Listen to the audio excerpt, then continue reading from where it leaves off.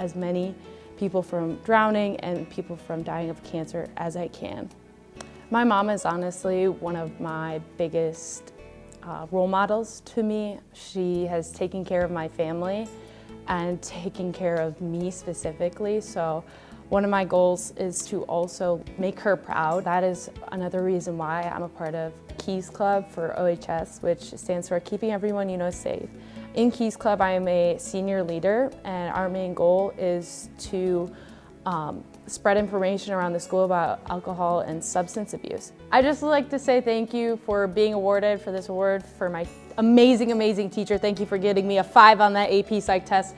And I'd especially like to give thanks to my mother, who is always my inspiration for everything. Whether it comes to the color of my walls in my room or doing something good for the earth, I really appreciate her. Bye, Mom! My hope for Grace as she continues through the rest of her high school journey and then into college is that she continues to pursue her desires in a way that are meaningful and that she's doing things for the right reasons. I know she has goals for herself, and I hope she just doesn't lose sight of those goals and why she wants to pursue the meaningful work that she's going to undoubtedly do as she gets older into the future. So congratulations, Grace. You're well deserving of this award.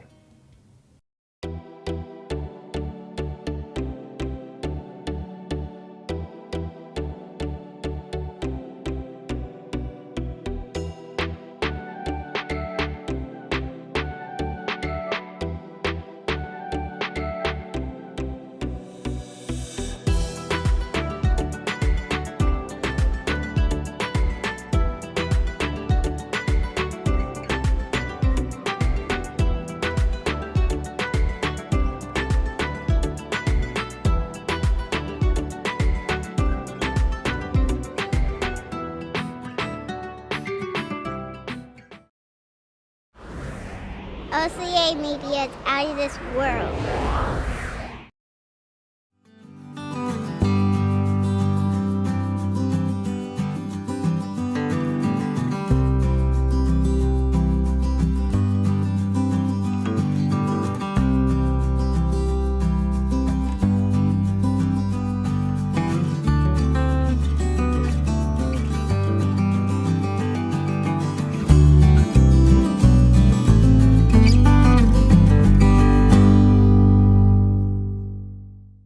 Food isn't just fuel to live, it's fuel to grow. My family relied on public assistance to help provide meals for us. These meals fueled my involvement in theater and the arts as a child, which fostered my love for acting. The Feeding America network of food banks helps millions of people put food on the table. When people are fed, futures are nourished. Join the movement to end hunger, and together we can open endless possibilities for people to thrive. Visit feedingamerica.org/actnow. Did you know scammers create fake versions of popular websites to steal your money and data? Fake websites can look identical to the real thing. To protect yourself, avoid opening links in email and text messages. Instead, type in the web address directly. The Wisconsin Department of Agriculture, Trade, and Consumer Protection encourages consumers to examine websites before entering any payment information, then use a credit card for extra protection. Learn more at datcp.wi.gov.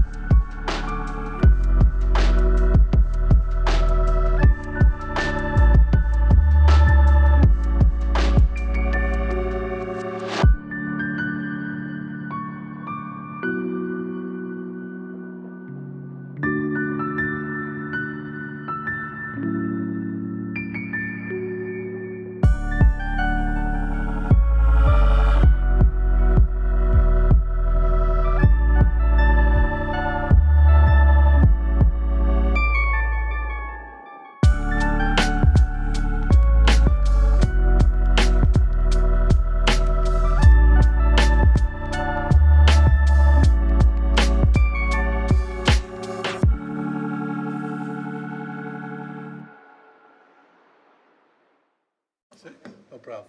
All right, do I hear 5:45? It's gonna take all my knowledge and experience to get you there. Let's have at it. The whole world is watching, so. Okay, it's 5 o'clock. Good evening. We'll call the Village Board of Oregon to order for Monday, July 6th, 2026. Ask the clerk to call the roll, please. Higgins. Here. Kirchdorfer. Here. Knipfer. Here. Lees. Here. McDaniel. Here. Van Kampen. Here. And Marks is absent this evening. Thank you.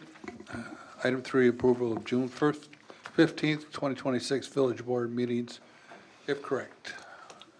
Kirchhofer and Knipfer. Questions, comments, corrections?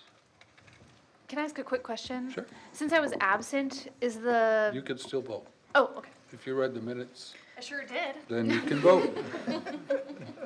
Sorry, should be deferring that to council here. Yes. That doesn't sound like a very lawyer. It doesn't, yeah. Or an endorsement, for that matter. But, okay, so, yes. Any other comments? Hearing none. A motion by Kirchhofer, second by Knipper. All those in favor indicate by saying aye. Aye. Those opposed, motion carries. Item 4, public appearances, comments, and communications. Items for discussion and or possible action. Public comment. This part of the agenda allows members of the public to provide information to the village board, including items both on and off the agenda. 15 minutes will be provided for this item with a 3-minute maximum per speaker. Anyone here for public comments? Public comments? Thank you. Moving on. Item 5, approval of vouchers in the amount of $4,600,928.83. Higgins and Knipper. Questions on the vouchers? Tim? I had a question. I see we paid Wachtell for the tree inventory. Do we know when we're going to see a report from them? They actually just returned the GIS product to us today, so I sent that over to Town and Country, and they're working on making it a usable layer in our GIS system. Okay. So any day this next couple weeks, I would say, should be the turnaround for that, and then that'll be accompanied by the forestry management plan as well. Thanks, Rich. Okay. Anybody else? No? Okay, this is a roll call vote. Motion by Higgins, second by Knipfer. McDaniel. Yes. Higgins. Yes. Knipfer. Yes. Lees. Yes. Van Kampen. Yes. And Kirchdorfer. Yes. Thank you. Item 6, consent agenda, items 6A through 6D. Staff recommendation, motion to approve. Higgins. Kirchhofer. Questions on these items? Lynn? I just had one comment, just because there were quite a few change orders in this consent agenda, and I just wanted to say that I appreciated the detail that those provide. It's helpful for us to sort of know what's ebbing and flowing, and then also that contingency. It's nice to see that some of these unexpected costs aren't alarming or impacting the budget. I appreciate the foresight that takes, and felt like a lot of these were reasonable and definitely within that range, so thank you. Okay. Other questions? Okay, hearing none, we have a motion by Higgins, second by Kirchhofer. All those in favor indicate by saying aye. Aye. Those opposed say no. Motion carries. Item 7, reports of committees. Item for discussion and or possible action. A, Park Board, Resolution number 26-19, naming multipurpose field number 2 at J.C. Community Park to Howard Martin Memorial Field. Is there anyone here to speak on this? No? Yeah, if you'd like, yeah. Thank you. There was a nice packet of information that was provided to us. Yeah, Yeah. that was from the family. I'm I need to say my name, right? Yes, Eric please, yeah. Anderson. Sorry, thank you. And address or no? No. Okay. Yeah, so I'm the soccer club president. We worked closely with the family, most notably Nick and Ellen Martin on this, and with village staff. The field that's laid out right there next to the pickleball courts just beyond the shelter was the field that the family felt strongly about. There's a bench at the pickleball courts in their mother's honor. She was a big pickleball player. So Howard Martin started the Oregon Soccer Club. Actually began with some little pickup games in 1977, but then in 1978 actually started the club and was instrumental in the early stages of it and building it into what is now more than 900 kids playing soccer every year. Helped bring the tournament, which was the International at the time when it was created. Now the Fall Fury, which has been hugely beneficial to the community as well.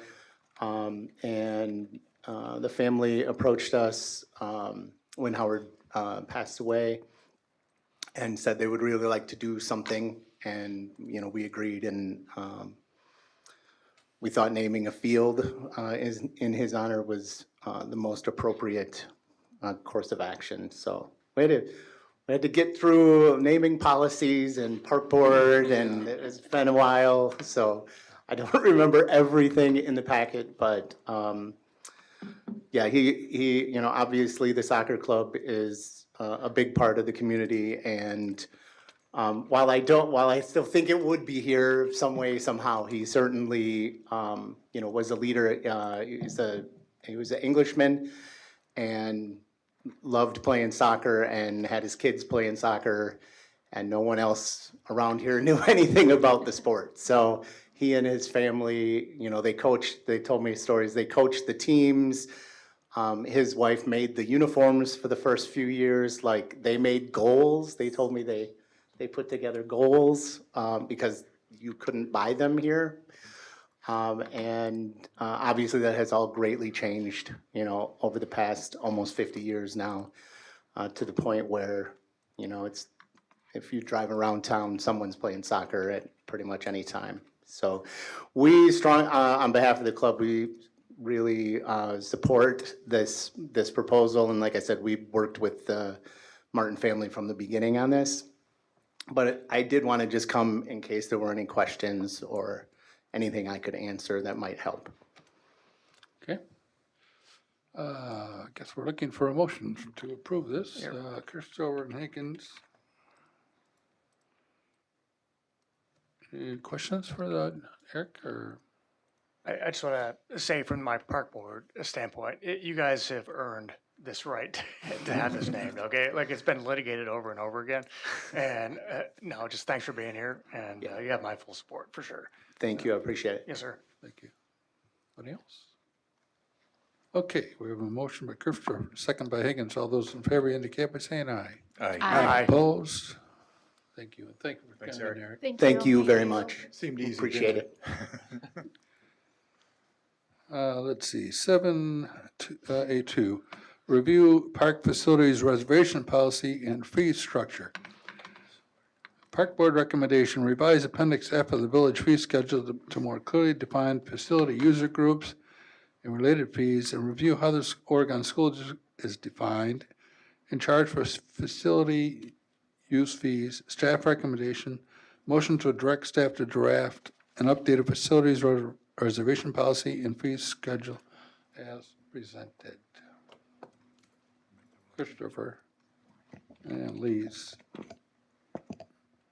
Okay, as it reads, the staff is willing to take this on. But perhaps board members have some thoughts as any of the particulars of this, or should we let the staff run with it and then see what they come up with? Tim? I just had a couple of questions, because it references on page 85 of the packet that the policy uses several user categories, but doesn't define them. But then I didn't see anything in the document that we've defined them. Is that part of what staff would be doing, is coming up with those definitions?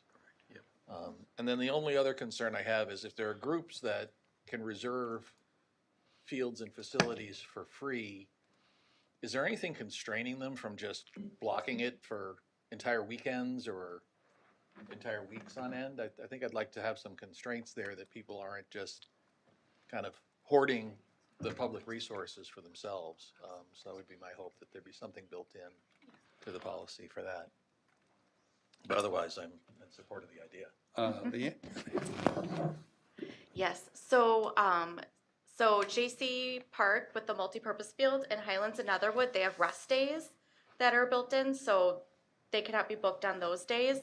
And then in sort of the informal definitions I've been working with, that's kind of what has separated community organization from the athletic organizations, because a lot of them do have a 501c3.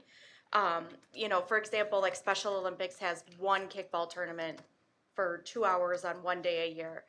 Boy Scouts will maybe use one park for like 2 hours a day. So if it's pretty minimal usage and not a big strain on public works resources, then, you know, nobody seems to be abusing it so far. But then when they do get into the every Monday night from 8 to 8, or you know what I mean, then That's where my concern is. Yeah. Mm-hmm. Leanne, can I just follow up on that? Yeah, absolutely. So are there specific groups with specific sports that would cause maybe a concern? Kind of a loaded question. Yeah. Yes. How about if we do this? Community groups would be somebody like the Optimist, or you mentioned, I think, another community group, someone that might schedule a day or a weekend fundraiser. Yep. And in that sense, I would could see that to be a community group, in the sense that they exist to benefit the community. Other than that, if you want to reserve a court, I think you have to reserve a court or park, shelter, or whatever else. I think you have to pay the fees. It's just fair to everybody. If you control the facility, then you need to reserve the facility. If you reserve the facility, you need to pay the fees. One other thing really quick. So we've dealt with this a lot on the park board, as everyone knows, right? And so keep in mind as we think about this, this is a reservation fee. This is not a use fee, right? Two different things in my view at least, because the privilege to reserve it for blocks of time is the privilege, and that's what they're paying for, essentially. So I just want to make sure that that's clear for everybody, because in my mind, it was confused for a little bit there. So, but it's just for the reservation, but our fields are free to use as a part of the park. That's right. So if nobody's using it, you can just show up. That's right. Get a soccer ball around. Yep. 100%. Okay. Yep. That makes sense. But the maintenance piece, that's where it comes into play, right? If a court needs redone, or, you know, there's some work that needs done on the lawn, and that kind of thing. So I think that's really what we're after on that, is to account for that. Right. Any other comments on Lynn and then Tom? Yeah, I thought that this memo was really helpful in kind of collecting the thoughts. There's lots of thoughts. There's lots of points of discussion. I think the simpler the better, and I do think that at some point in the memo it said something about a purpose statement for this. Well, I think or if you've been watching Village history over the last couple of years, it's pretty clear, but I do think that we should have that. This is not because we are trying to be, I don't know, stingy. We have to make tough financial decisions. We have to be able to find some way to recoup some of the costs that it takes to maintain the high level of service that we get in these parks. And so I think we need to come back to that, because at the end of the day, my concern is that if at its very start, we were putting these fees in to try and recoup things. If you're spending so many hours trying to figure out what is a group? What is not a group? What is an organization? How are we defining that? Not only are we starting to create so many exceptions and gray areas and things like that, we're also like not actually honoring the true purpose of the fee, which was to try and get some funds that keep these services going, right? So I think we need to, in my mind, like simplify it, step it back. To your point, Phil, like I think having a community group, I would even go further to say that like, you know, a community group or organization that serves the community, that could be a lot of things. And again, that's very gray. So is there a standard of which? In, you know, other entities, it's a 501c3. It's a filing of some kind, some paperwork that then creates very little gray area for you, right? It's goes from a 5-minute decision-making process to a 5-second decision-making process, because it's if you have the form, you're good to go. So I think we have to, in my mind, make this so simple, and we have to get back to the true meaning of this, which is that, you know, to your point, we want anyone to enjoy these facilities. If you want to reserve them, there is a cost, and that's just the way that, you know, we have to do this now because of the way that our financial situation is. And so beyond that, I think, you know, we make it as black and white as we possibly can. Great. Anything to add, Larry?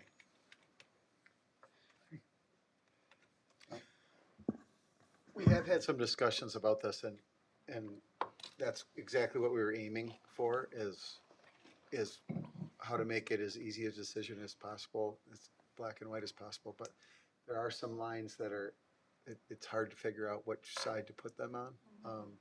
And not in addition to sort of the who's who, but how much reservation is appropriate. If someone was willing to pay the fee and was willing to reserve it for 4 hours a morning the entire summer, is that acceptable, right? Is it? And so there's a lot of this that there's quite a few things that have to be addressed. Like when you get to we have to almost anticipate a situation where there might be more people wanting to reserve than there are courts available. In which case, is there a lottery? Is there a preference point system? So there's a lot to think about. But I do think it's ideal to make it as easy a decision or as clear of a decision as possible in terms of administration. Let's see, Tom, you're next, and then I think, Tim, you have your name. Yeah. When you talk about gray areas, is there a particular area that you need direction on before you go off and draft? Or is there, you think you've got a pretty good template from other resources, or? Mostly, yes. I believe the area I'm still a little unclear on is the school district and community ed and rec. Well, in my opinion, the school district is not a community group, for one.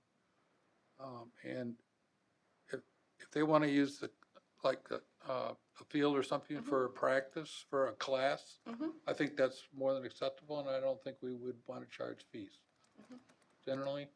But because that's usually during the day, and exactly. Yeah. But as far as being a community group, I do not perceive them as being a community group.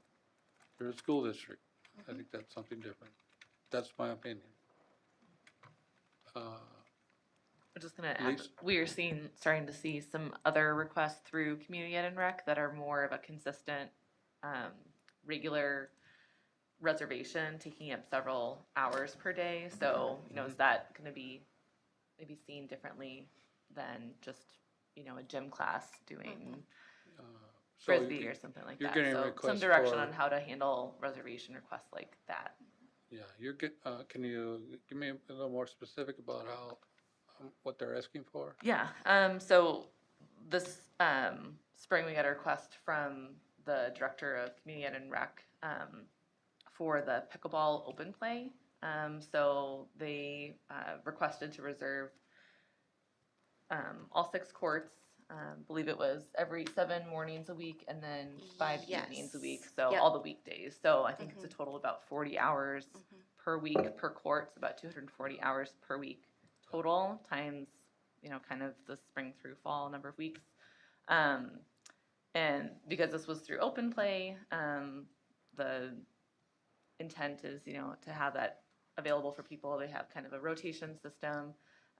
People play and kind of rotate in and out, and there's, instruction and equipment available for people who'd like to learn.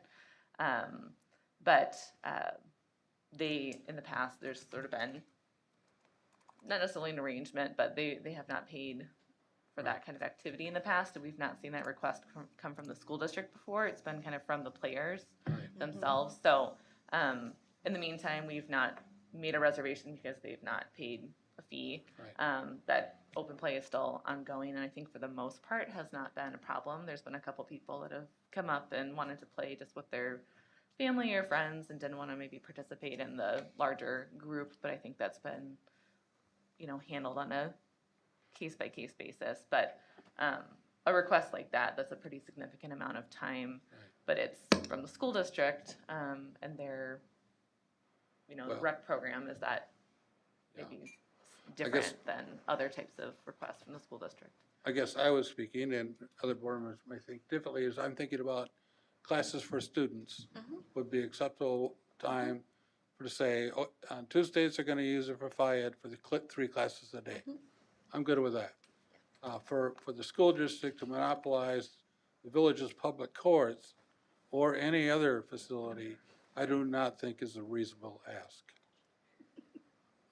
So I would be opposed to that. If somebody wants to use those courts every day like that, they should have a reservation. But as has been pointed out earlier, you can walk on any of our facilities that aren't being used without paying a reservation, and we encourage them to do that. Other board members, Tim. One thought I had is, if you look at the way the city of Madison manages their golf courses, they put a limit on how far in advance you can make a reservation. And that helps prevent somebody from blocking it like 7 a.m. to 7 p.m. for the next 300 days.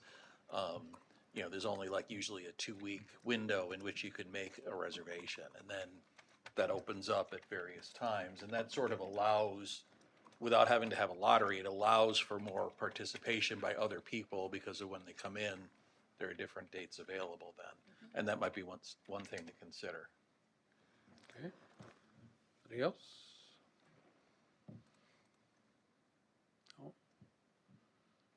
No. I'm not in any disagreement with what I said. I'm certainly willing to look, I've been on the record on this, right? Yes, right. So, so I get it, and I think you're absolutely spot on, Phil, honestly. So totally agree, and I think it's just a matter of defining it a little bit clearer so that there's clear rules of the road. Yeah. So it is a 5-second decision, Okay. for the staff, and I want you guys to have that for sure. Yes. Does that help? Yep, very much so. Okay, I'm sorry. Just one final thought is we probably need to include this process for the community center that will be part of the senior center too, so. Yeah, well, oh boy.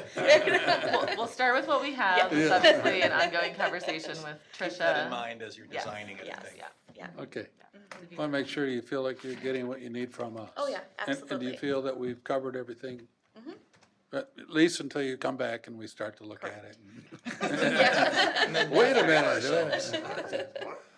Okay, so we have a motion by Kirstover, second by Lees. Thank you.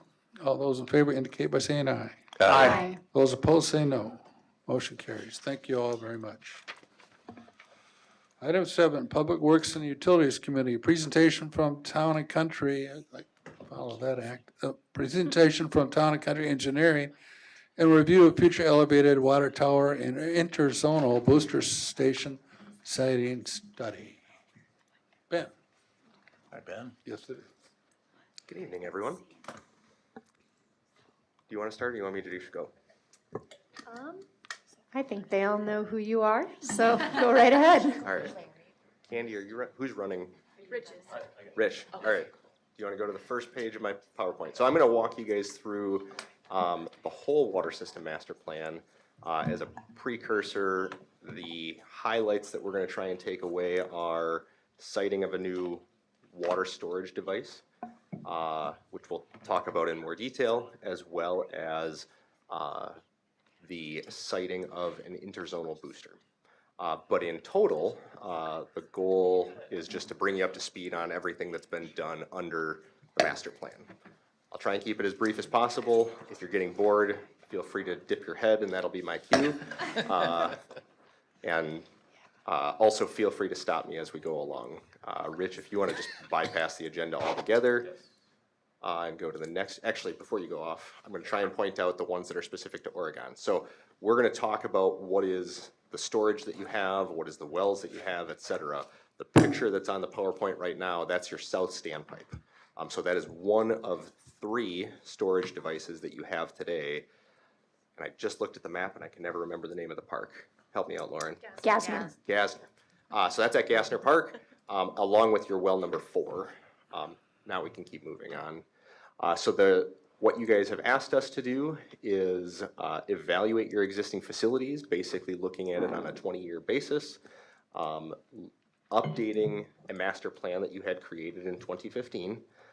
And within that, basically, we're going to look at population projections, capacity that you have available today, capacity that you'll need for the future, and how that gets distributed within the village and how that plays into the wells that you have, the booster stations you have, and the water storage that you have. Ultimately, 10 years ago, you had a recommendation that in the future you would need a well, which you are just finishing constructing, well number 6, a tower, which is part of the big talk of this portion of the study, and then interzonal boosting between your low zone and your high zone. We'll talk about that in more detail as well. You can keep, and then that photo is of your well number 5, which we'll show on a map here in a little bit. All right, so what you have today and how your system works is you have sources of water. All of the water for the Village of Oregon is collected from 4 different wells. We have well 3, which is located just off of Netherwood, wells 4 and 5 on the south side of town, and well 6 in the highlands of Netherwood, that is your newest well. Those 4 wells pump water out of the ground into your system. You then have storage devices. So there is a standpipe near the prison on County M, and then the south standpipe that we were just looking at in the photo that store water at a certain elevation, and that allows your water system to not have the wells running continuously. So basically the wells will turn on, fill the tower, and then the village uses it, which lowers the water level in the tower, and when it gets to a certain level, the wells turn back on. So it's allowing the wells to turn on and off, as well as maintaining pressure on your entire system.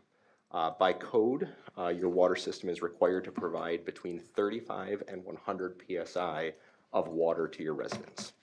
If you imagine that water tower or water standpipe has a water in it at a certain level, and that only varies by a few feet as the pumps turn on and off. That level, if you were to take a hose at your house and stick it as far up in the air as possible, would stop flowing when it reaches the same water level as what's in the tower. And that's what creates kind of the motive force to get it to your home. So you have 2 of those in the low zone, but then if you imagine that analogy, at some point, the ground is going to be higher than what that water level is. And that's the point where you can no longer provide adequate water pressure to those homes. So that's when you create a new zone. So you have 2 zones. You have the primary pressure zone, which is in the northern 2/3 of the village, and it is at a lower elevation. And then you have the high level pressure zone that is at a higher elevation. That high level pressure zone has a water tower in it. So that's the Lincoln Road tower that everyone can see. That one has no wells in it, but it has an 2 interzonal boosters. One is located at well 4, one is located at well 5. And what those interzonal boosters do is it pumps water from the low zone into the high zone. That all make sense?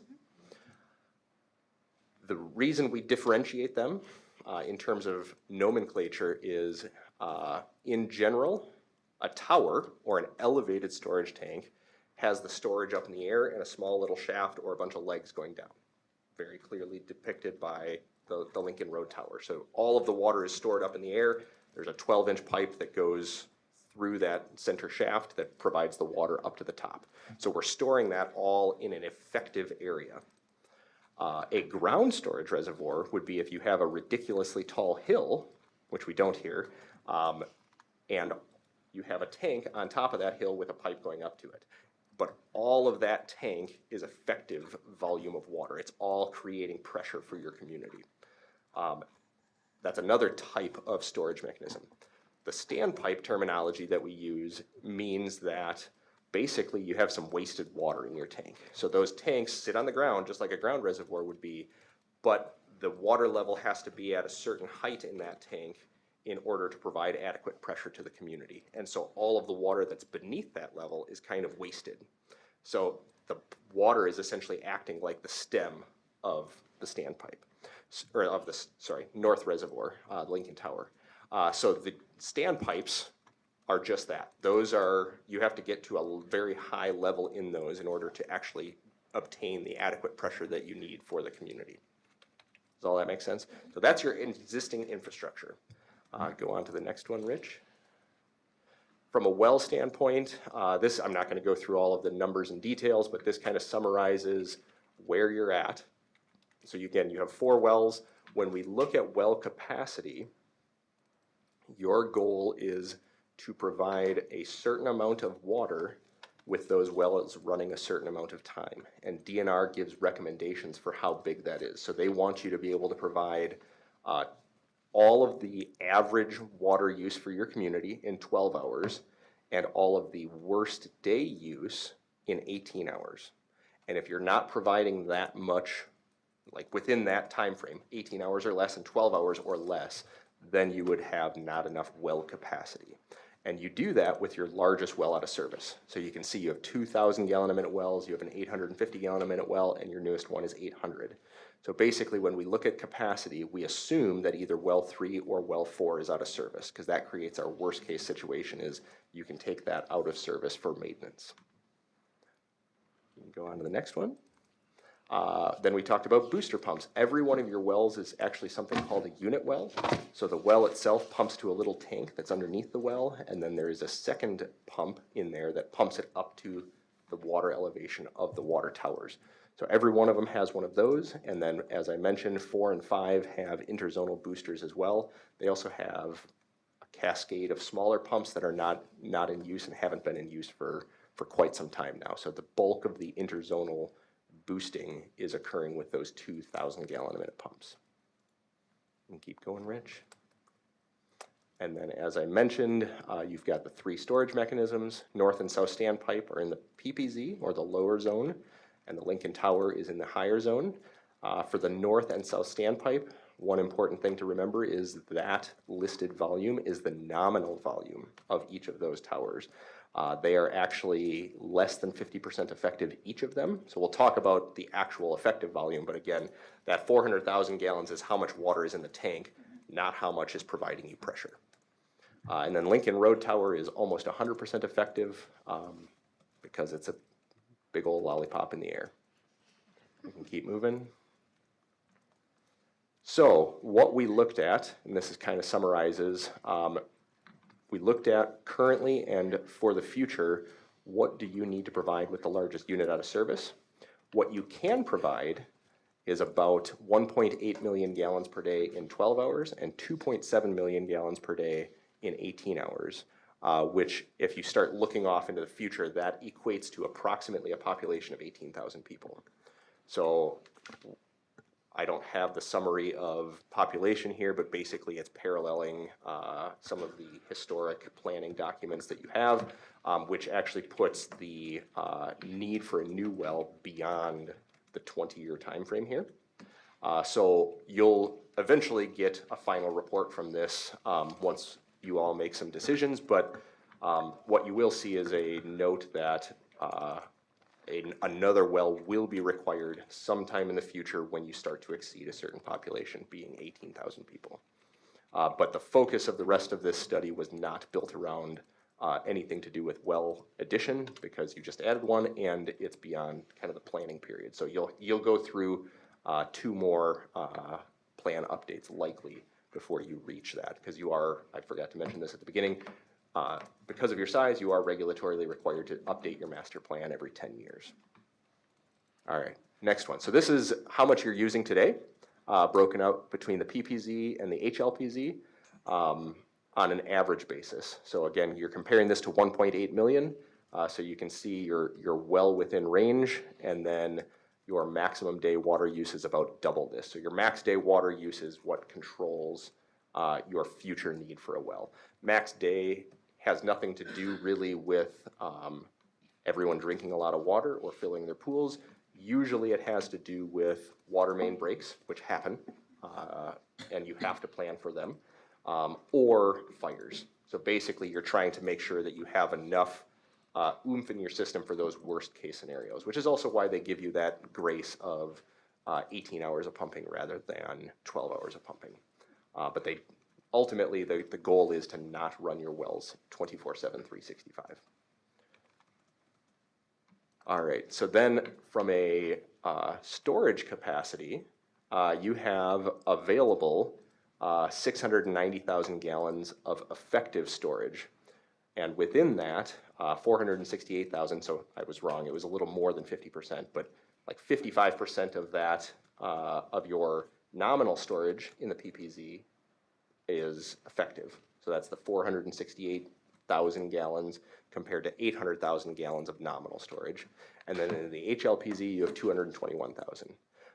Rules of thumb within your water system is you want to target having 1 day of average demand in storage, as well as you want to make sure that you can provide a fire flow under certain conditions. So there's all sorts of tables that we look at and different elevations that we run within those tanks to look at it, but in short, you are in deficit of storage today. That's probably your biggest need. And that deficit is predominantly in the primary pressure zone. The reason for that is when we look at desired fire protection, that 3,500 gallons a minute that's listed up there for 3 hours, that doesn't mean every pipe in your system needs to be able to supply 3,500 gallons a minute, but it means that you are shooting for having 3,500 gallons a minute able to be supplied for 3 hours. And if you don't have it in the air, you can't supply it. So the goal is to make sure that you have adequate storage to put out that fire. Fire ratings are 100% driven by insurance, and something that used to be called ISO and has a new name now that they've rebranded, but if you've ever heard of ISO ratings, that is what dictates fire demand. And 3,500 gallons a minute as an ISO rating is what your village has. That is dictated by the 5th largest customer within your system and what their theoretical firefighting needs are. So it's not a black and white line in the sand. It's a bit of a goal for your community. If you don't meet that, like you don't now, nobody's going to come slap you on the wrist. In theory, you're paying a little bit higher insurance rates, but only the actuaries that work for insurance companies actually know how much higher you are actually paying. Long story short, you are at a deficit of storage within the village. We can go on to the next one. And somehow this photo got rotated, so my apologies. But basically, your tower is not going to look like that. And what you would need is approximately 300,000 gallons of elevated storage. So we're making that assumption that you are not putting another standpipe in, that you would put a tower that is roughly 80% effective in, and you'd be shooting for approximately 300,000 gallons. Or, and as a spoiler alert, one of the things that we considered was what if you replace a standpipe, in which case you would be eliminating that effective volume, adding more volume back, and you would be shooting for a 500,000 gallon storage tank. The reason that's not just an additional 400 on top of the 300 is because there is more effective volume available within an elevated storage tank. So then we started looking at siting of the tower and what options we have available. You'll see up there, and we'll walk through some photos really quickly of some different options, T1 through T7.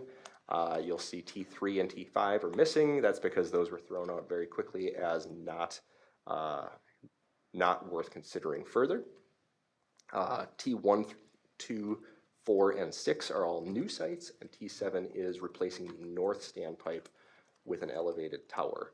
The reason we only looked at the north standpipe is because that standpipe is actually slightly taller and is more effective, as well as is less intrusive to the public because it's out in the middle of nowhere. If we were to do the south standpipe, it would be the world's most awkward looking small little bubble in the air, and you would be right next to quite a few residents with that awkward looking bubble. We can go on to the next slide. As I had mentioned, we've kind of looked at it all over the village. So this is a summary of where those sites are. At this point, we are not necessarily talking about specific sites, but talking about regions of the village. Your water system, basically every street that you see on that map has a water main underneath it. It's a big old spider web of mains. So it is not as important in a precise location where you put the water tower as is a general location. And we'll walk through kind of the technical side of things of why you would locate a tower in one region or another. But beyond that, there is a balancing act to then adding or removing assets from your system. The more assets you have, the more you have to maintain, and always need to consider the cost of that maintenance. But similarly, with your water system, you want to consider diversity. Right now, if something happens in a certain part of the community, and I use the scary consideration of what if a tornado hit town and just ran rampant right through the north side of the town, would you be able to still provide water to your residents? If it ran through the heart of town, would you be able to provide water to residents? And kind of working your way through that, because most of water system design is more of a risk consideration as opposed to out and out black and white numbers. So if we keep scrolling through, the next map here is an output from the modeling. So we're going to go through this very quickly, and one thing I want you to remember is water model in general is a blunt tool. So what this represents, and if you have the packet in front of you or you want to zoom in on anything, we can certainly do that, but the colors indicate what available fire flow is. We're not talking about changing pressure, so if you know folks in town that have too high or too low of pressure, that's a bit of a different topic because you can't really change your pressures at this point, save for changing where the boundary of the high and low zone are. If somebody up on the north side of town had too low of pressure, there's almost nothing you can do at this point to correct that because your infrastructure is all built around that existing pressure. Based on what information is available to us, that doesn't exist, so we're not going to focus on pressure. What this shows is what the theoretical fire flow available in certain parts of the community are. So the darker blue means less fire flow, the darker red means more fire flow. And you can see there's a big delineation kind of a third of the way down up the community. That's the boundary of the high and the low zone. So the high and the low zone is taken into account here. The high zone, you have a lot higher pressure available because there is a higher tower there, so you're able to get a lot more fire flow. Fire flow is more of a function of the pressure available on the system. So when we look at this, and we look at this compared to your desired fire flow, the desired fire flows that were listed previously are associated with either industrial use, which is the 3,500 gallons a minute, or residential use, which is the 2,500 gallons a minute. So predominantly what we're looking for is on the north side of town would be targeting 3,500 gallons a minute or increasing the fire flow, and in the rest of the community targeting then the 2,500 gallons a minute available fire flow. You can see there is a limitation because there's not a big yellow spot on the north side of town on what available fire flow is. I will also point out you'll see a very bold line on to the southwest of the north standpipe. That pipe is the future proposed connection at the juvenile correction facility that's being proposed by the state of Wisconsin. In this picture here, that pipe is turned off. It just shows up pictorially in the model. It is not actually part of the model. We'll talk about that in a little bit as well. You can go on to the next slide. This is tower option T1, located in the southeast part of the community. We'll call it west of the future bypass. And you can see this brightens up the picture a lot, improves fire flow within many parts of the community, including those industrial areas that we had previously talked about. The downside in my mind is that's located very close physically to the south standpipe. I'm going to stop there and go on to T2. Similar picture, this is just looking at it as though it was on the east side of future bypass for 14. So assuming it's a part of that extension that the DOT has already acquired. Oh, I had those backwards. Sorry, T1 is east of the bypass, T2 is west of the bypass. One note with this one is this would be a potential site for the new interzonal booster. With the interzonal boosters that we'll talk about in a little bit, those have to be located on the boundary of the HLPZ and the PPZ. We can go on to T4. T4 would be locating a tower on the far west side of the village. And this, once again, improves fire flow greatly throughout the village, with more notable improvements on the north and west sides, kind of where those areas of deficiency were previously shown. And this also could be a location where we could locate the new booster station. And then lastly, last new site is T6. In this case, again, significant improvement on the northwest side of the village, but a general improvement across the PPZ. And then T7 is replacing the current standpipe.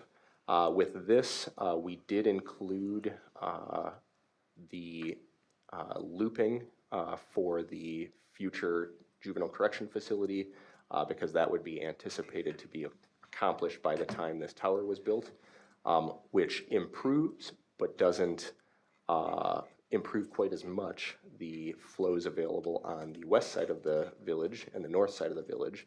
However, in this situation, again, you have more than adequate available fire flow in all of the areas that had been previously identified. So more is better, but sometimes more is just more.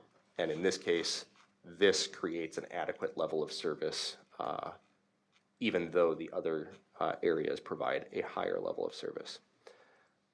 With all of the other options, if we just look at it from a water tower standpoint, you will be adding a new asset to your system with all options except for T7.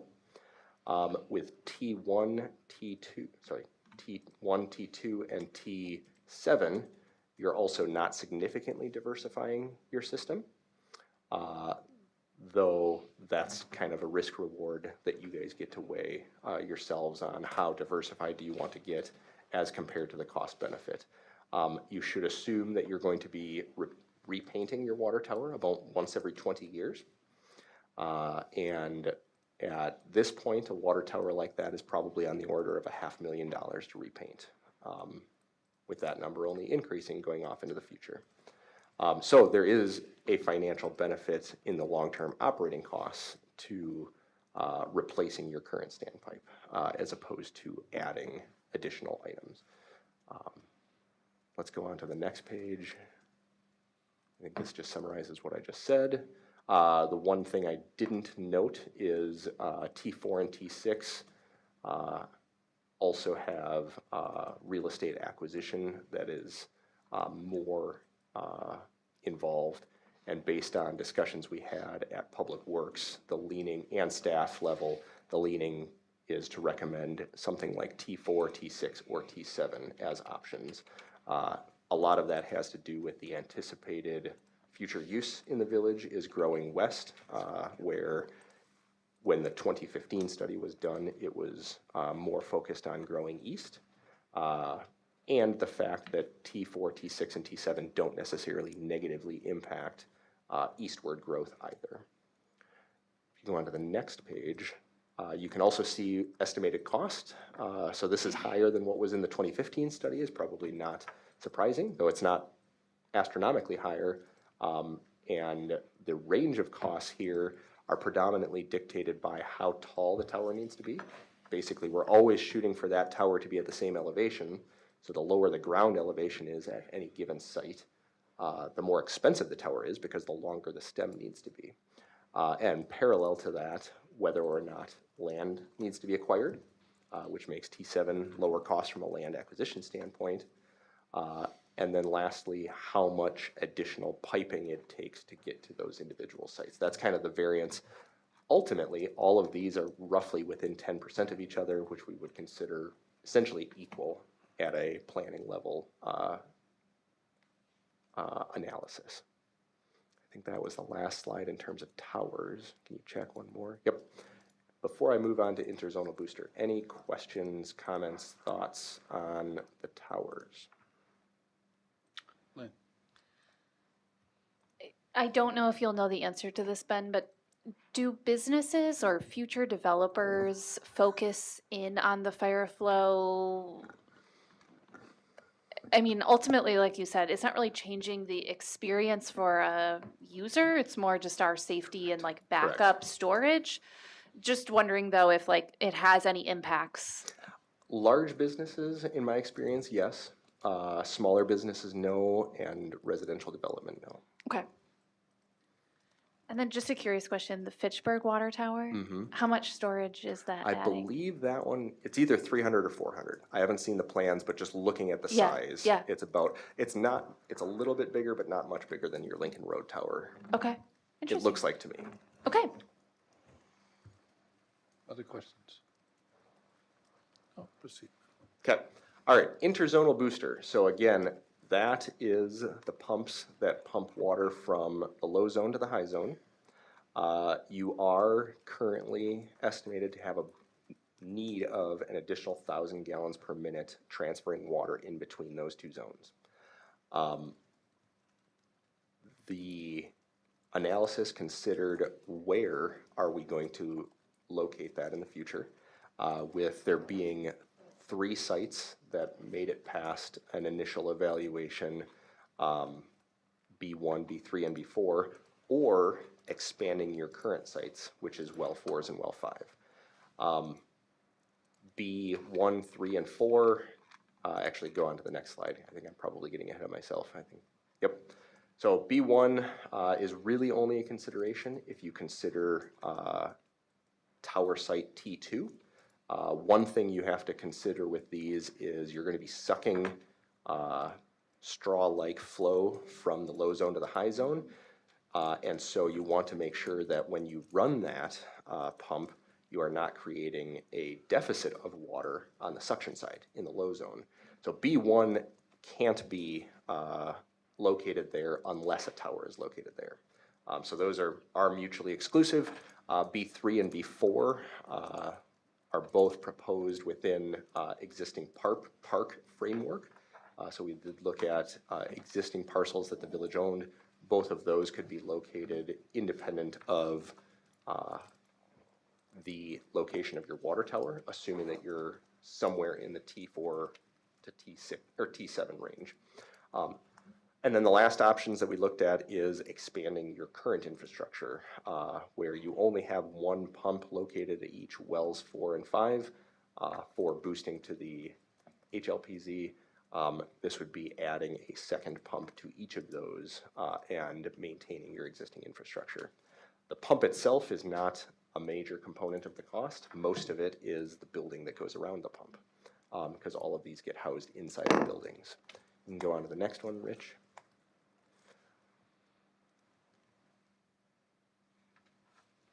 That I got ahead of myself again, so yep, keep going. Cost-wise, $2.5-ish million to build a booster station. Comparatively, if you were to upgrade booster stations 4 and 5, the equivalent cost is 1.7 million. What we would recommend if you went the route of booster stations 4 and 5 is a more comprehensive upgrade that you're going to end up having to do anyway over the long run, which would look at building improvements, electrical improvements, and well improvements. Some of which you have on your CIP already, some of which you don't. But just so that you are able to provide apples and apples, we broke out the things that would be specifically related to a booster station capacity upgrade and not what is associated with the wells in the buildings. We'll go on to the next slide. From there, I thought I had recommendations on there. My apologies. In general, what we've talked about for a recommendation from the booster station standpoint would be renovating wells 4 and wells 5. And the timeline of that would be less urgent than the water tower. So in discussions that we've had at staff level and at Public Works, it was built around focusing on the water tower in the immediate time frame, and then putting within your CIP plans to improve wells 4 and wells 5, if that's the route that this body wants to go. Ultimately, the goal for tonight is kind of up to you. If you guys feel you want to absorb this, you can certainly do that. If you feel you want to have more discussion, I can certainly answer questions. We would be looking for guidance on whether or not a new site is of interest, and if yes, then more tire kicking would occur to evaluate new sites and bring back better information to this body. If that is not of interest, we could certainly just explore site T7, but really it comes down to questions you guys have and where you want to go. And Lauren or Public Works Committee members, I would defer to you guys as well on other feedback. Okay. Lauren? You covered it all very well, Ben. Thank you. Just a quick question, just so I have some direction. I'm looking at page 89 where it talks about next steps. Mm-hmm. And the phrase that stands out to me is, real estate acquisition for municipal projects must follow a particular process in Wisconsin. Is that the issue at hand here? I mean, above all else, is, let me back up a little bit. I don't think any of us, forgive me, board, want to choose where the next well or the standpipe goes. Maybe you do, but I don't feel qualified. Mm-hmm. I feel like the best decision is the best decision. So is the question you're asking us is to go ahead and proceed with the idea of acquiring real estate. Is that the only question at hand? I would break it down a little further because and I'm going to simplify the tower down to really the question at hand is, do you want another tower or do you want to replace an existing tower? Both of those, from an engineering standpoint, are equal. So technically, I would recommend either one of them. With an existing tower, you have the benefit of you already own the property and you have less reoccurring costs in the future. With the new tower, you diversify your system. So there is a unquantifiable reduction of risk. And with that, though, you do have to acquire property. So from a capacity standpoint, from a fire protection standpoint, both of them will meet your needs long term. Does that make sense? Yeah. So I guess ultimately my question for you guys is, which of those is more of a preference or a higher priority? And if it is, you want to diversify, then we would go back and explore land acquisition further and bring it back before this body. If it is that you prioritize cost effectiveness in the future, then T7 is really the answer to that. And then we would move forward with wrapping up the study. So ultimately, we're looking for some guidance from this body as to how you would prioritize the information in front of you. Phil, can I just add Please. quickly? Yeah. kind of the last consideration, and usually, well, the stickiest one I would say is a political one. So yes, land acquisition, in a perfect world, if this board looked at all of these sites and said, you know, T4 is the one that we really want, T6 is the one that we really want, that is on land that is not owned by us. So we can reach out to those landowners, and those landowners can tell us yes or no. And then if the answer is no, then it becomes this board's decision. Well, do we want to press the issue? And then we get into condemnation. And it's certainly doable.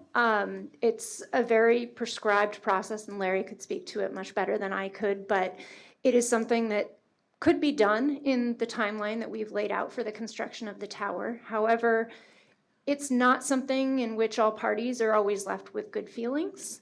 And so is that a path that at this point, I've worked with elected officials that have said, absolutely not. We just don't want to go that direction. We don't want to pick that fight. It's not worth it. Is this more of a, we're kind of interested, you know, what would the cost? What is a, you know, let's get somebody out there to assess the land and give us an estimated cost for this. And if you guys will recall, we have actually had quite a number of real estate processes that we've gone through recently, mostly with Fred Gruber. All of those have been generally pretty friendly ones.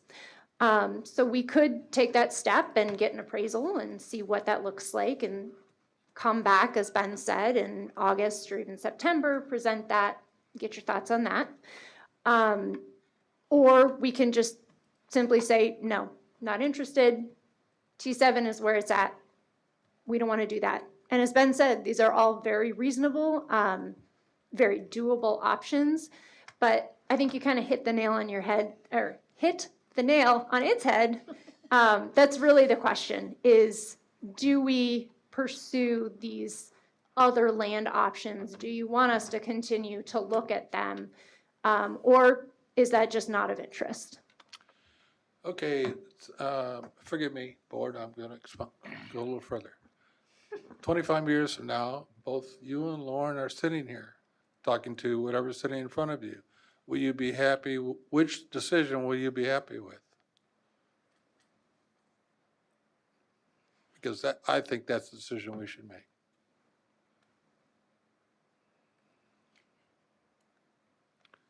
Take your time. The wheels are turning. Yeah. Maybe you can't answer that tonight. Yeah, I don't think that's ultimately.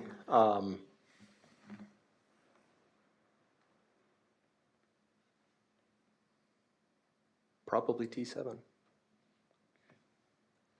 I don't know if you have a different opinion, Lauren, but.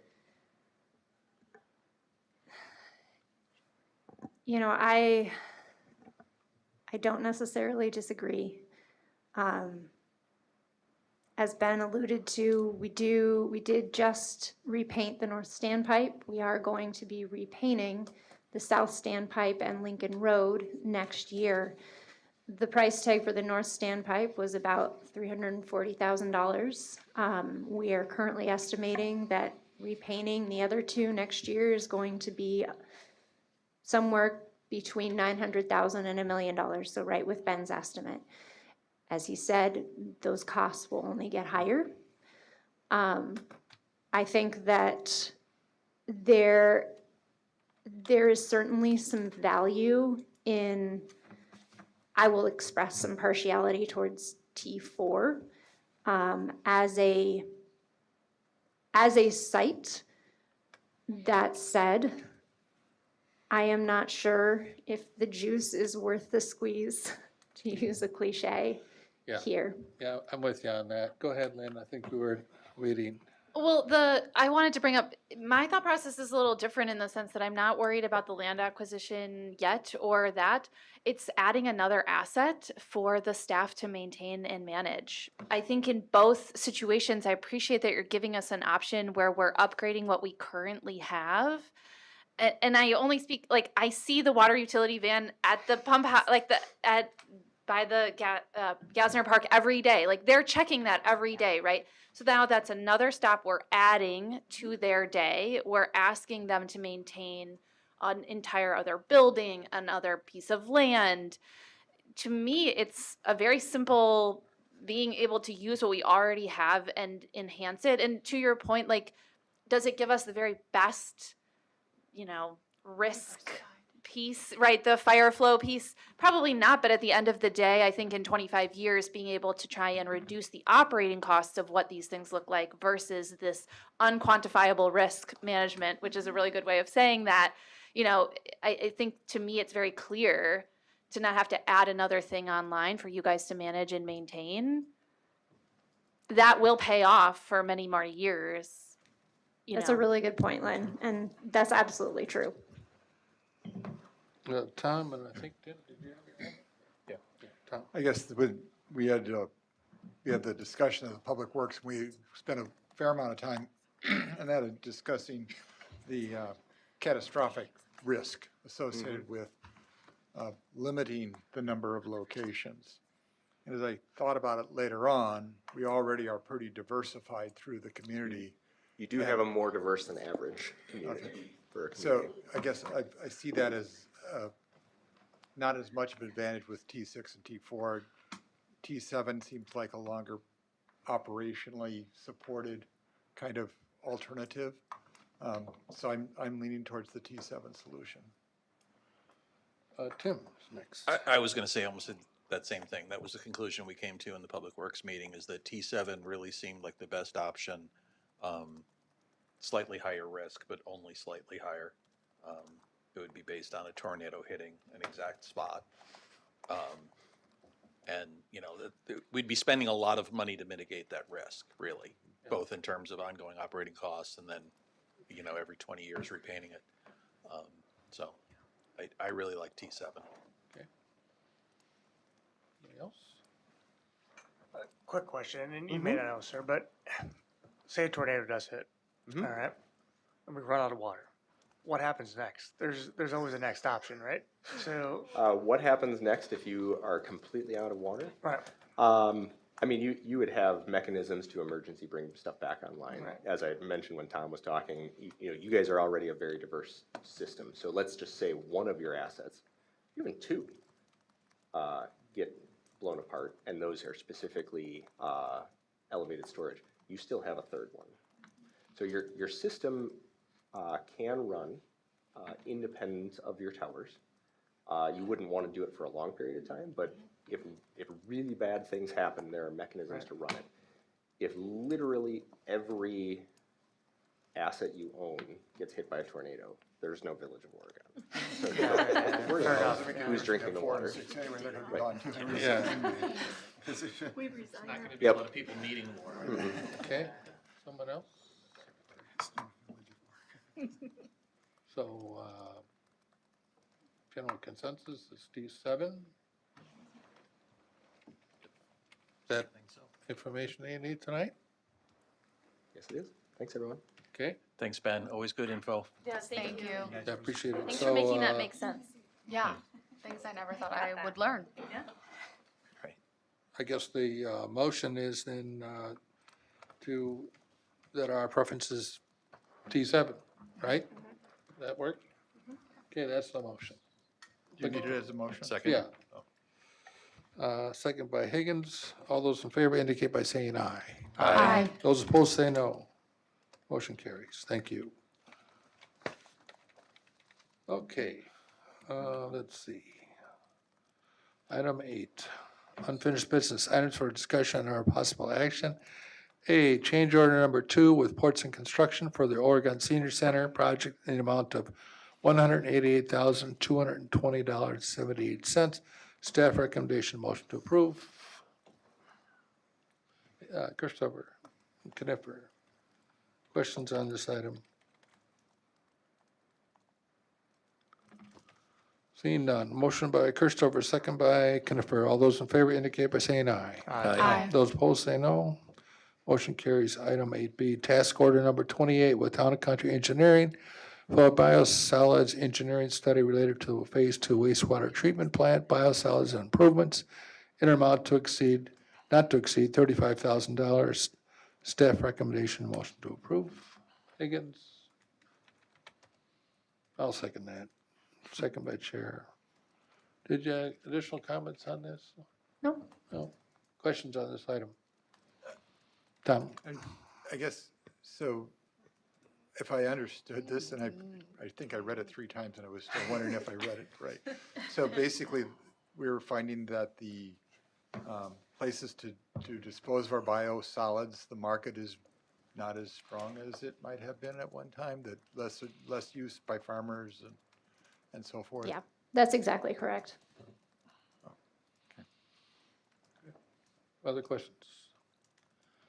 Okay, motion by Higgins, second by the chair. All those in favor indicate by saying aye. Aye. Those opposed say no. Motion carries. Item 8C, three-party design engineering services contract between the Wisconsin Department of Transportation, the Village of Oregon, and MSA Professional Services for the Village of Oregon Bicycle and Pedestrian Transportation Study and Safe Routes to School Plan Addendum, Project ID 1009-22-11, in the amount not to exceed $69,989.95.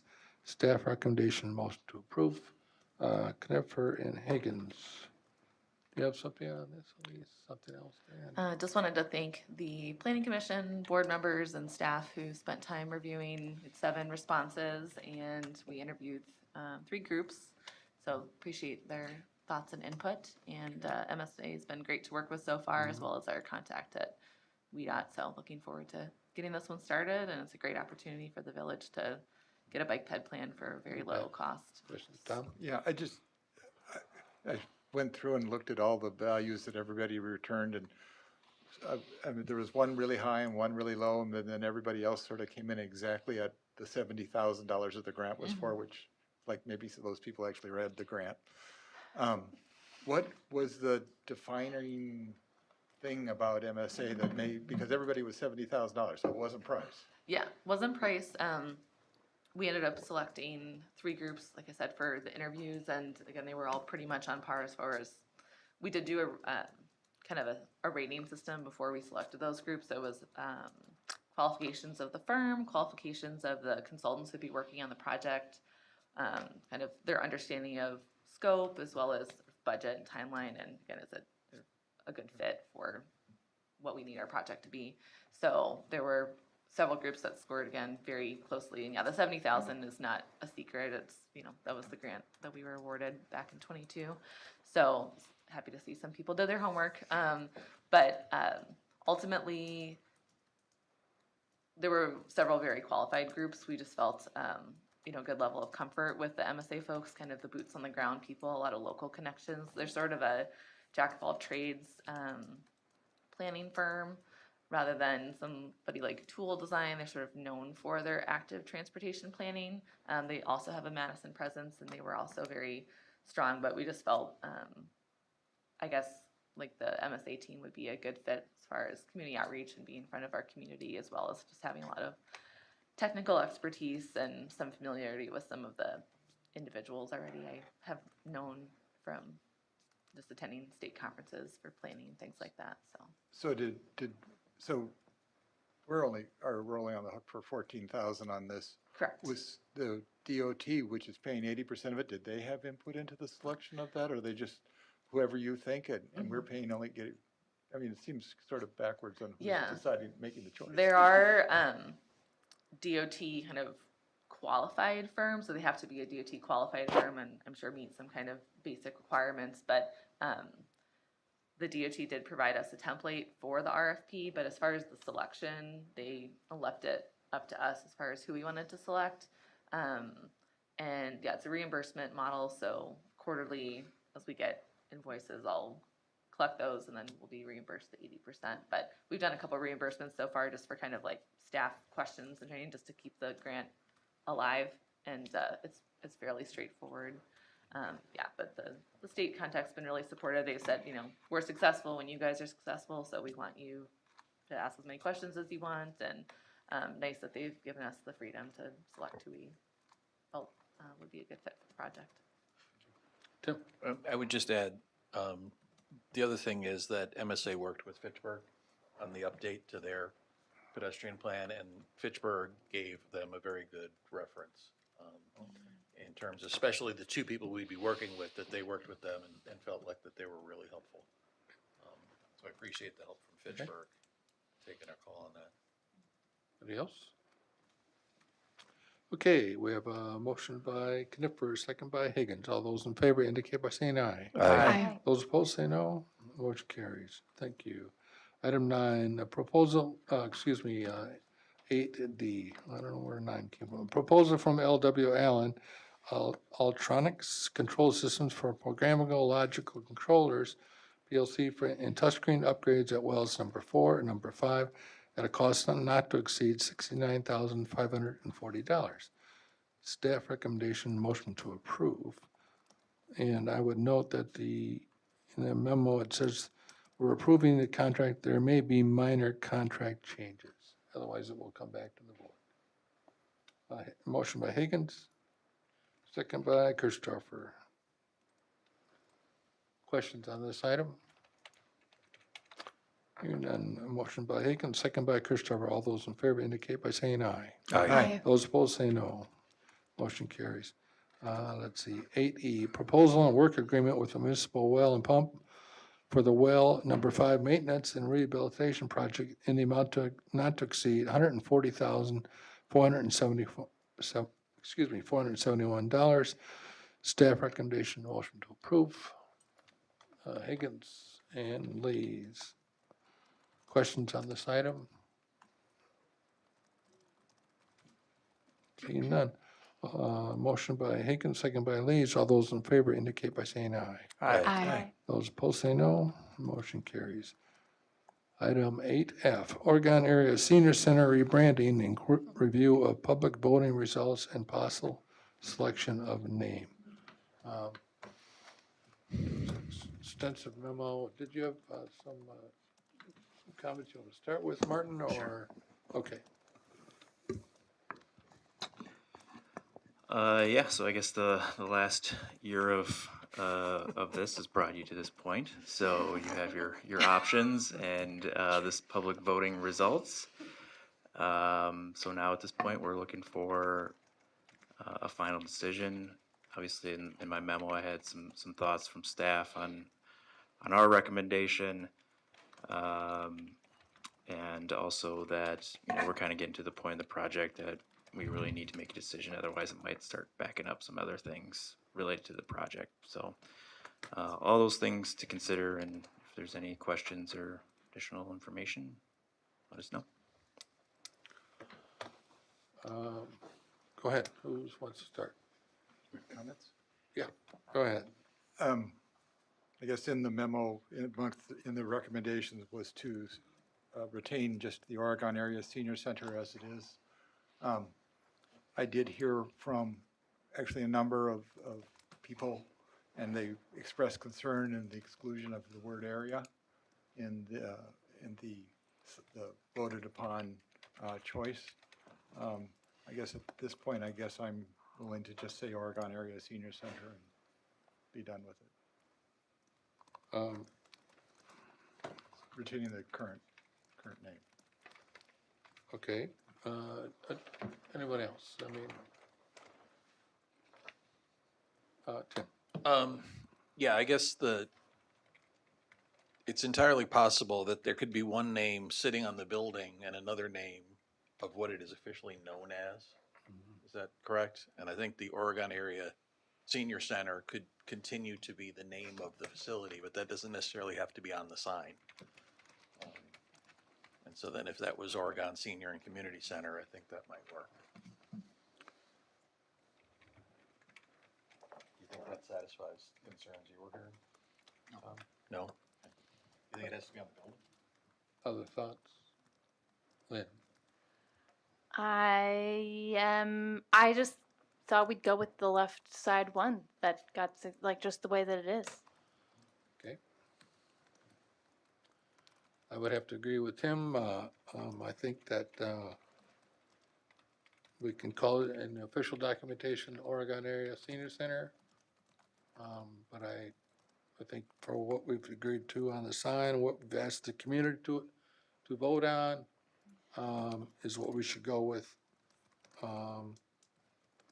As Martin mentioned, that, it's time to make a decision. I think this is the time to do it.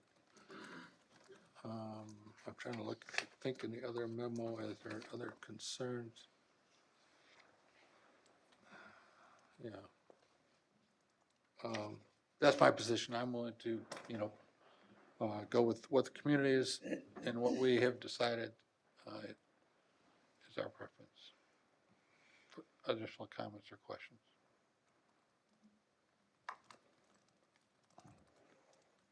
Okay, then I would make a motion to approve the, the Oregon Senior Center and Community Center as it appears in the packet.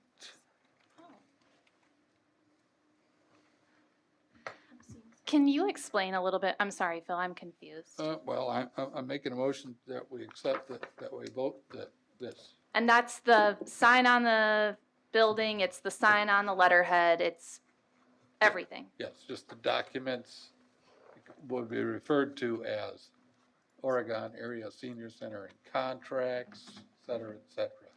Oh. See a problem with that? Can you see that again? The official name will be Oregon Area Senior Center.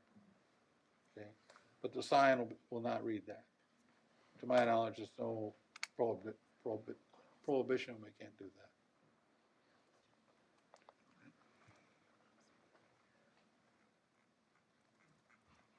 You concerned about that?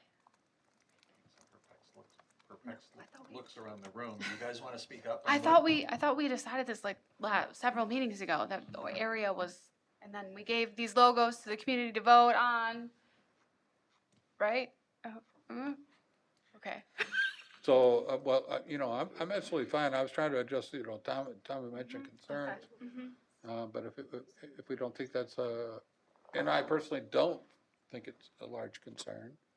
I think I can wear my old town hat for a minute and say that if I was on the town board down there, I wouldn't feel slighted by this. I mean, the taxpayers of the village are putting up $20 million to pay for this. I think if we call it Oregon Senior Center, no one can really complain. So I'm certainly willing to say this is the name, and it officially and unofficially. Is that everyone's preference?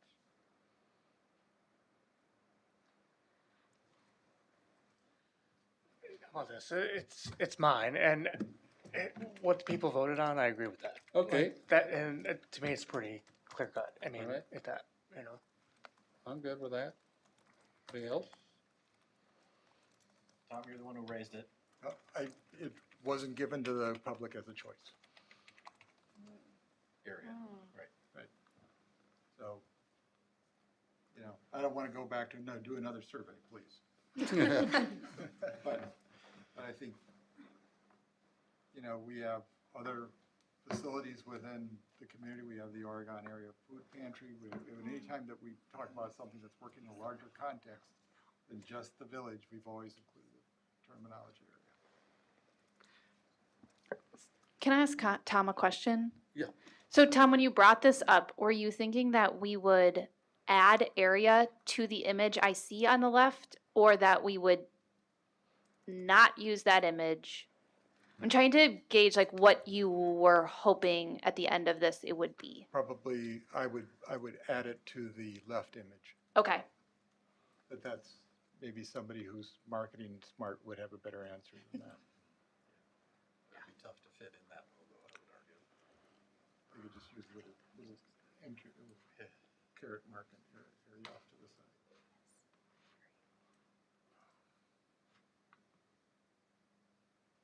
That's tough.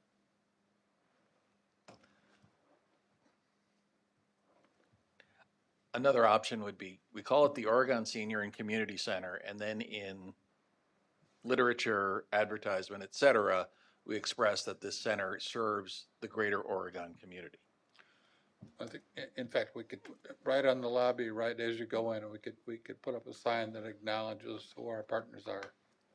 So people could see you know, acknowledge their contribution in that sense. And the idea of calling it this wasn't intended to be a slight to the towns, but was for clarity and simplicity.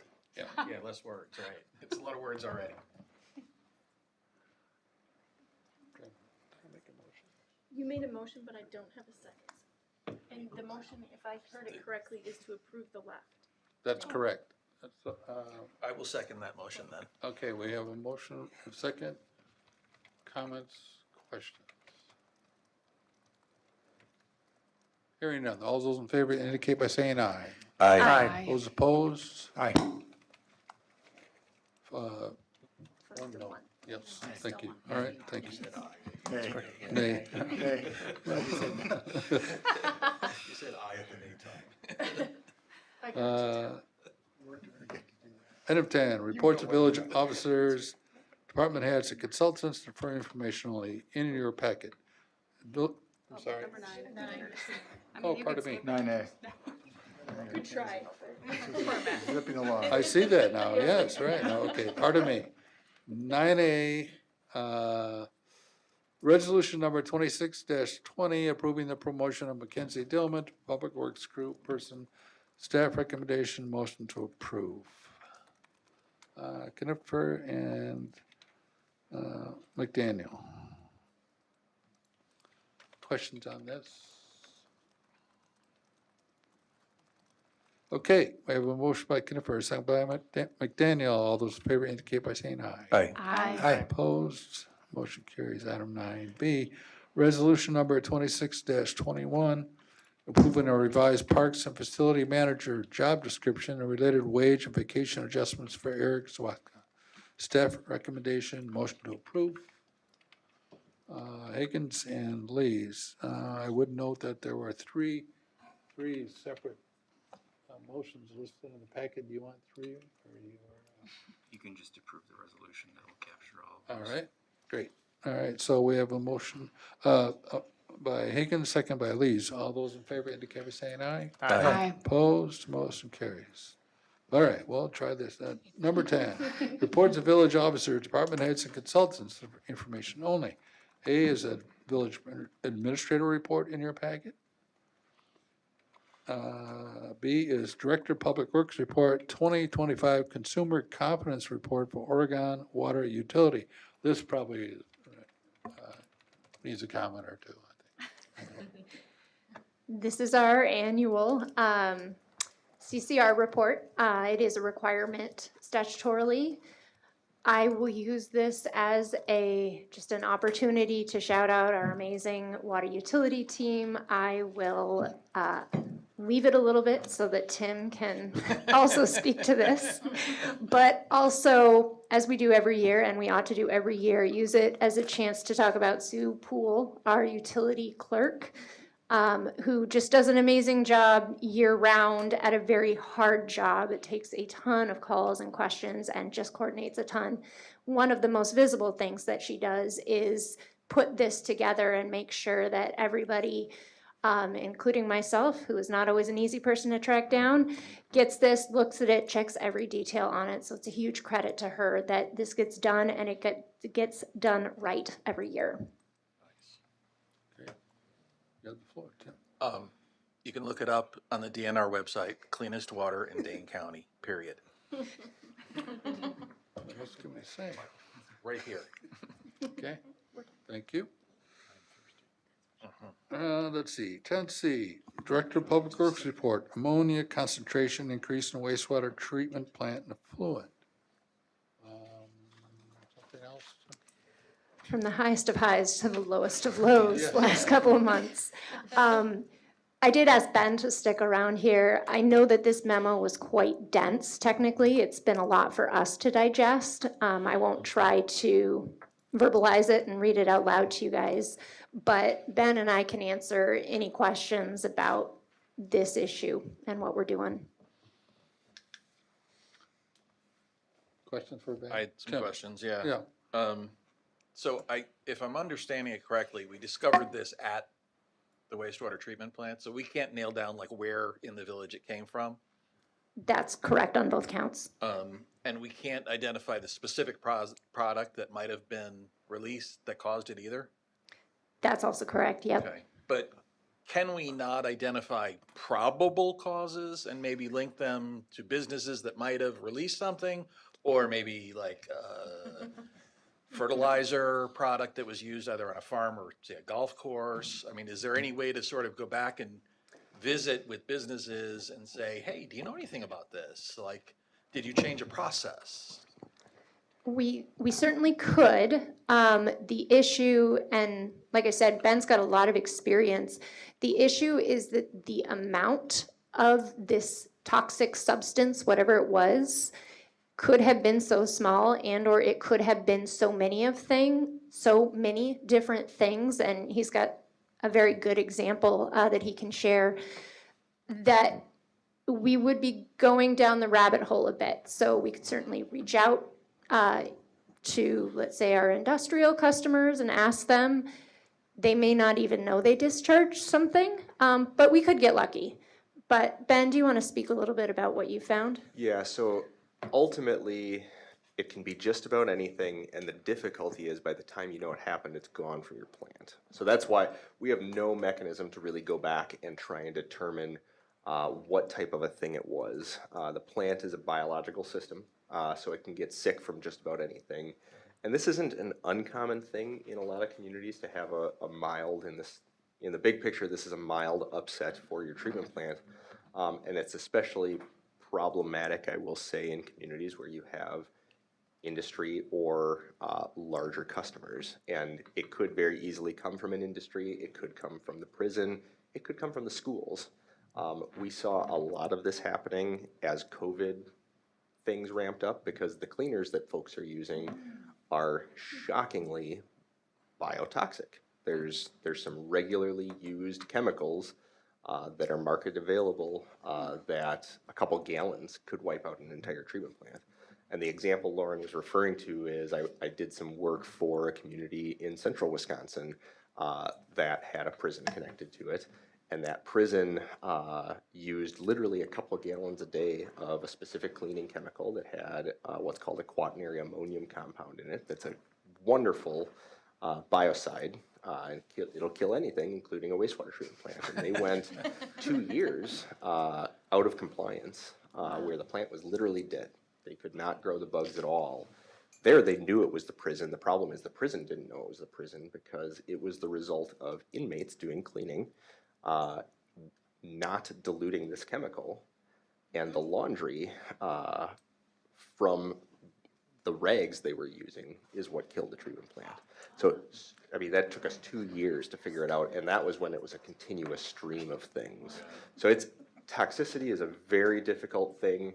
What I typically advise my clients is you want to do exactly what Lauren and your staff are doing is get the plant back in order and then be prepared if it happens multiple times. So if it happens again, and that's, if you look at experiences you guys have had, you had, as noted, phosphate issues in the past. It took us 5 years to figure out who was discharging that, and that was because it happened about once a quarter. So something like this, what I would recommend is get your house back in order, keep your ear to the ground, and if it happens again, that's when you should start reacting a little more specifically.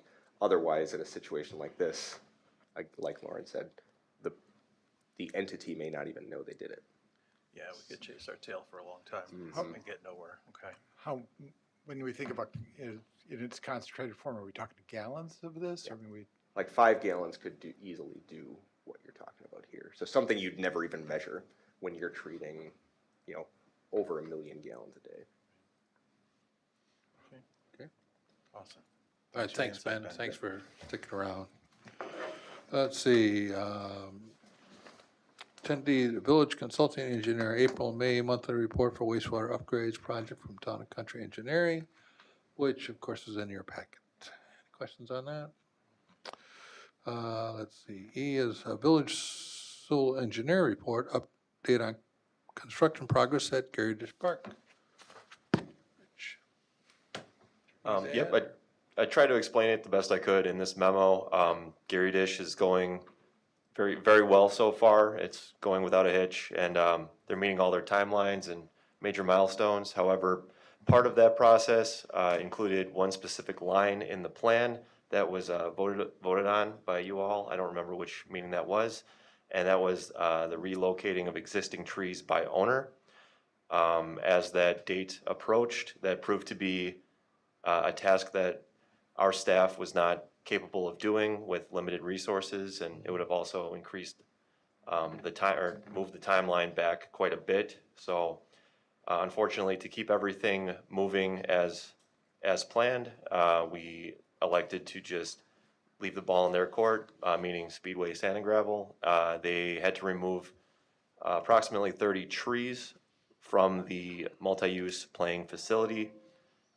Those trees will be replaced as part of the later phases in this project. But that's just something that I wanted to be completely transparent with in case you all get questions regarding this project. Where did these trees go? Anything like that. And if you have any further questions, feel free to send your constituents my way, and I'd be happy to discuss it with them. Thank you. Do we have anything in place for like future projects to not plant? And I know you've probably already thought about this, but like I couldn't watch it. It hurt my heart. I'm glad you asked, Paige. That's, Okay. that's the key takeaway from this. That's the major Just whole. learning opportunity, let's say. Okay. So what was alluded to earlier was the urban forestry management plan as well as the GIS. Yeah. A main component of that, or the main driving factor for why we need that, is to give our staff the ability to anticipate these kind of issues into the future, as well as mitigate the risk of anything like this happening again. So that's going to be something that we have taken proactive steps to mitigate in the future. And I mean, we definitely love trees. We're Tree City USA. We got that designation, so this isn't about that. And but I understand that it may still be a sticking point for some folks, and I'd be happy to discuss that with them, and we can light a candle and kumbaya and talk about the trees. And we will get past this, and we'll have a beautiful park going forward. Thanks, Rich. I will also say, to add to Rich's comments, we do a tree planting every spring, and so likely these trees get replanted in this area next spring, and if people are interested in actually putting a shovel in the ground and putting a new tree in, we will always take volunteers, as Rich planted a bunch of trees with us this year, so he walks the walk. Okay. And it's a really fun event too. Yeah. I really felt good after volunteering that morning, like I'd done something useful, so. Okay. You ached, but you felt good. Yeah, I did. But I stayed away from the thing that hurt, bangs the pole down, and that helped a lot. Yeah. Okay, thank you, Rich. Item 11, announcements and miscellaneous business. Announcements, comments, communications, upcoming meetings and events, and miscellaneous business. We'll start with staff or department heads. No? Candy. As we can see with the last few items, the village has been very busy, and we've had a lot of weird things come up the past couple weeks, just like with the heat, with the birds flying around Village Hall. We got all kinds of things going on, so I just wanted to give a huge shout out to the staff in all of the departments that I've been working with, because I can call anyone, they'll jump in and help. Public Works, Police Department, everyone. So just wanted to give them a huge shout out, because sometimes we don't always get the praise that. Right. Thank you for that. Yep. Phil, can I make a quick comment? Please. I just wanted to acknowledge to the whole group here that we did have an incident here at Alpine and CC last Monday. The contractor did hit a high-pressure gas main. Unfortunate, but it does happen. We got word from the contractor afterwards, as well as what we, as probably the most affected group, saw. They were incredibly positive about our first responders. They said that the fire department and the police department were among the most professional that they have ever worked with, and they really appreciated the way that they did respond and got everything back put together, got everyone out of the way, and worked with Alliance. So huge thank you to Chiefs Pegenkoff and Linsmeyer, as well as their teams, for doing a fantastic job in a tight situation. Thanks. And Tim and I'll be sure to pass that along to the fire department. Thank you. Okay, board members. Tom? Just to follow up, we had promoted the art fair a number of times before it came. I just want to talk about what a wonderful event it was. We had a great day. We actually had good weather this year. We had all the artists that attended said they had good sales. The community came out. There was a great environment. We had lots of food trucks. It was a great event all around. T-shirts. Sold out on T-shirts. I bought all mine early, so I got mine. But you know, those T-shirts were very unusual. They're very popular. People are asking about them still. So very unusual designs this year. So, but I wanted to thank those who came down and the community that supported that. That was an important event. Anybody else? Lynn? I wanted to give a shout out to Leanne. I know that the weather was not necessarily on our side, but putting together the bike parade and giving our community the opportunity to gather and celebrate. While it might not have been the outcome we wanted, the effort put forth is admirable. And in a world where lots of people want to comment about, you know, the community events that we have, it's nice to know that we've got a gem on our staff who's constantly working to try and add some of those things to our experiences. So thank you. Well, thank you, and thank you to Frank Caruso, who, because there were some kids who were very wanting to show off their hard work, and so Frank Caruso led them around JC Park, and it sounds like they had a blast. So it ended up being as awesome as it could have been. Great. Anybody else? Board members? Okay. Excuse me. Thanks for Candy for keeping me on task here. So You're on jumping B right now. Jumping around, yeah. Future agenda items. Anybody? No? Okay. Without objection, we are adjourned.